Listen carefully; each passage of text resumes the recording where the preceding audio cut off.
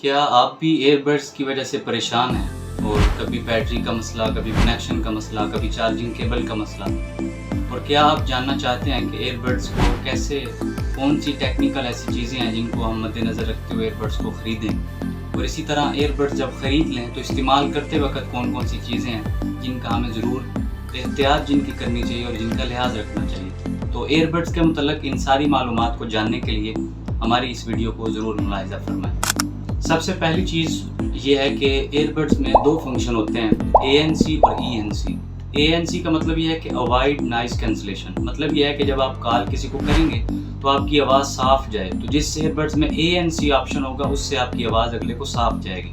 اور اسی طرح ENC ہوتا ہے انوائرمنٹل نائز کینسلیشن۔ اس کا مطلب یہ ہے کہ جب آپ ایئر بڈز لگائے ہوں گے اپنے کانوں میں تو باہر کی جو بیرونی آواز ہے، جو ٹریفک کی آواز ہے، جو دیگر، وہ آپ کے کانوں تک نہیں پہنچے گی۔ اور اگر آپ چاہتے ہیں کہ ایئر بڈز کا جو ساؤنڈ ہے وہ بالکل کلیئر ہو، کرسپی ہو، تو ANC اور ENC اپرووڈ جو ایئر بڈز ہیں وہی آپ ضرور خریدیں۔ پھر اس کے بعد خریدتے وقت چند ایک چیزیں ہیں جن کا آپ کو ضرور لحاظ رکھنا چاہیے۔ پہلی چیز یہ ہے کہ جب بھی ایئر بڈز لیں انہیں اسی وقت چیک کریں، جو سیلر ہے اس سے بولیں کہ مجھے کھول کے چیک کروا دیں۔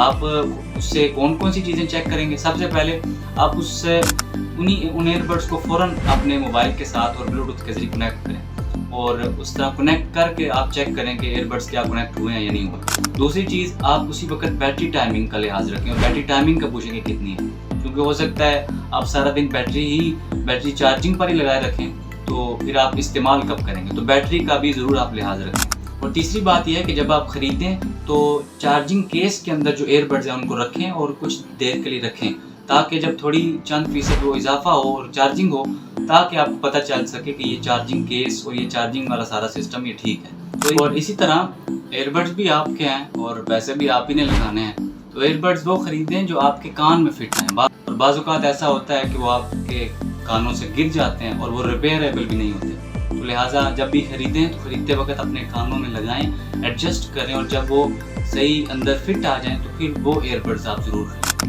اور اگلی بات یہ ہے کہ ایئر بڈز بھی آپ کے ہیں اور آپ کے کان بھی آپ کے ہیں، تو آپ کو چاہیے یہ کہ آپ اپنے کانوں کو بھی صاف رکھیں اور اپنے ایئر بڈز کو بھی صاف رکھیں، کیونکہ بعض اوقات جب وہ ایئر بڈز پر آپ کی میل لگتی ہے کانوں کی تو پھر وہ ایئر بڈز کا جو ڈرائیور سسٹم ہوتا ہے وہ خراب ہوتا ہے۔ اور اسی طرح چارجنگ جو کیس ہوتا ہے اس کے اندر بھی جب بعض اوقات ایسا ہوتا ہے کہ وہ گندگی کی وجہ سے آپ کے جو ایئر بڈز ہیں وہ چارج بھی نہیں ہو پاتے، تو لہٰذا ان چیزوں کا ضرور خیال رکھیں، کان بھی صاف رکھیں اور ایئر بڈز بھی ضرور صاف رکھیں۔ اور اگلی بات جو کامن ہمارے یہاں مسٹیک پائی جاتی ہے وہ یہ ہے کہ کبھی بھی ایئر بڈز کو 100% چارج نہ کریں، 90% تک چارج کریں اور ایئر بڈز کو آپ اتار دیں، اور اسی طرح 20% سے کم آپ اپنے ایئر بڈز کو نہ ہونے دیں۔ اور اگر آپ چاہتے ہیں کہ ایئر بڈز کی جو بیٹری ٹائمنگ ہے وہ بحال رہے اور بہترین رہے تو پھر آپ کو اسی طریقہ کار پر عمل کرنا چاہیے۔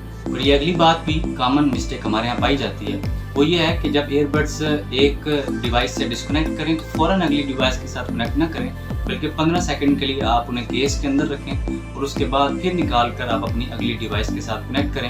اس طرح آپ کے ایئر بڈز دیر پا وہ بہترین کوالٹی آپ کو ضرور فراہم کریں گے۔ تو یہ چند ایک چیزیں تھیں، چند ایک معلومات تھیں جو ہم نے آپ کے ساتھ شیئر کی۔ ایئر بڈز کے حوالے سے خریدتے وقت کن چیزوں کا خیال رکھنا ہے، کیسے آپ اپنے پریمیم کوالٹی کی بہترین ایئر بڈز کون کون سی چیزوں کا لحاظ رکھتے ہوئے آپ خرید سکتے ہیں، اور استعمال کرتے وقت آپ کو کون کون سی چیزوں کا لحاظ رکھنا چاہیے۔ تو اسی طرح کی انفارمیٹیو اور ٹیک کے متعلق، گیجٹس کے متعلق مختلف معلومات حاصل کرنے کے لیے ہمارے ساتھ جڑے رہیے اور ZX گیجٹس کے سفر میں ہمارے ساتھ شامل رہیے۔